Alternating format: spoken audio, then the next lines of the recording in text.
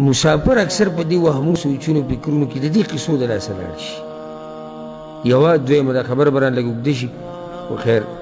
دا همه د مسافرو دپاره یو درته دا نصیحت وکړمه او دا راته د یو ورور او د یو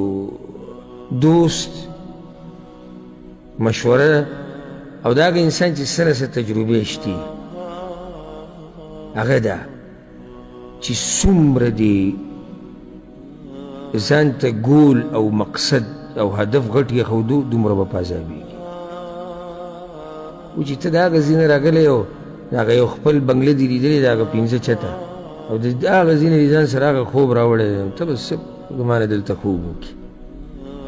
تا دومره غټه کیسه ځان ته مخې ته ایښودې ده نو بیا صرف دغه کیسه نه ده که نه بیا به ګاډی علمه او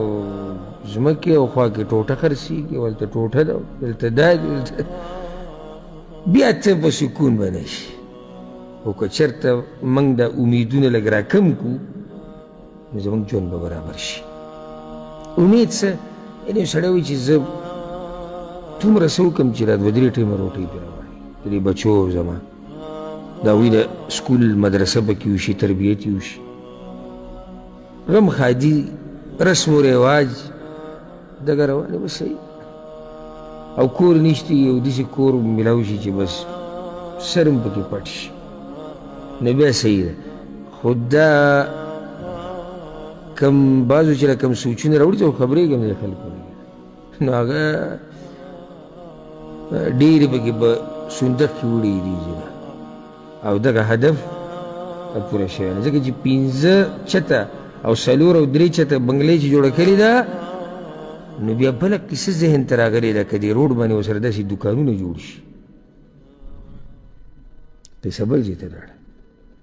نو د دوکانونو د قیسې نه چې فارغېږي هلته که سړی پکې ځان له داسې وړه غونته کې فیکټري ولګوي نو چې د هغې نه فارغېږي چې سړی موټر نیموالي او دا قیسې دا نه ختمېدونکي دي. نو دا زما تاسو ته نصیحت دی امیدونه لنډ ساتئ ژوند به دې په ارام دومره په ارام ژوند به دې که نه چې مزې به کوې